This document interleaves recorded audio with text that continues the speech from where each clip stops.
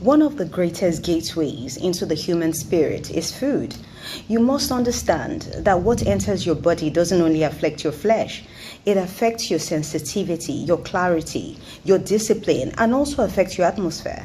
And that is why, throughout history, powerful people control people first through their appetite.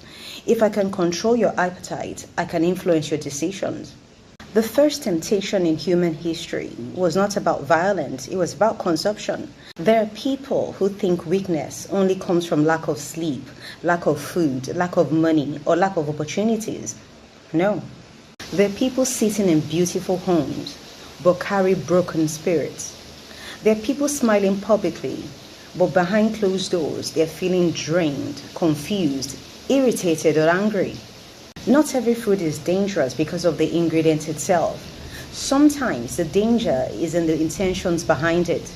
Sometimes the danger is in the atmosphere surrounding it.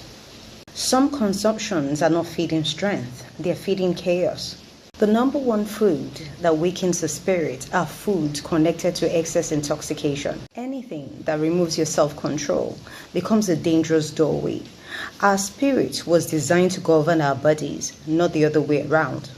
The moment something begins to control your mind, distort your judgment, or reduce your awareness, you're no longer fully governing yourself. A person who cannot control appetite will eventually struggle to control their thoughts, their words, their emotions, their spending, and their decisions. Number 2, foods consumed in an environment filled with negativity, anger, hatred, and envy.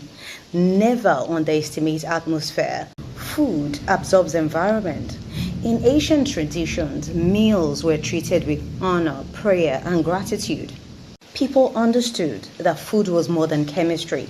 It carries both emotional and spiritual energies around it. Have you ever entered a place where people were arguing constantly? You can feel the tension without anyone speaking it. If people can influence environment, then the environment can influence what is being consumed within them. What enters the body repeatedly can begin affecting the spirit.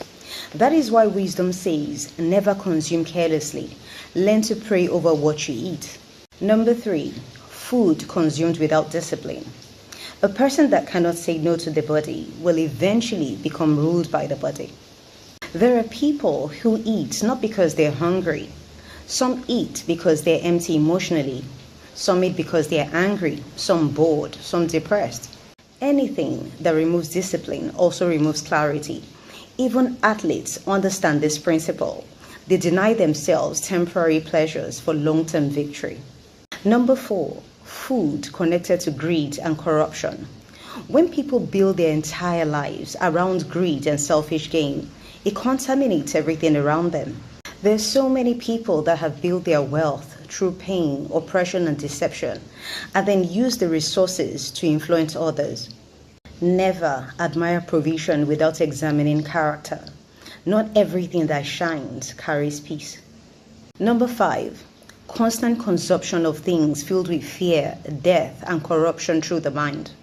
Many people think that only physical food matters, but your eyes eat, your ears eat, even your mind eats. If you constantly feed your soul violence, lust, hatred, eventually your spirit becomes exhausted. Some people no longer have peace because of what they consume mentally each day. This is why fasting has always been powerful. It teaches the body that it is not the master, and it teaches the mind that discipline is possible. People say, I don't know why I feel tired and restless. I can't even pray. Sometimes the issue isn't the absence of prayer alone. The issue may be constant contamination through lifestyle. The enemy does not always destroy people instantly.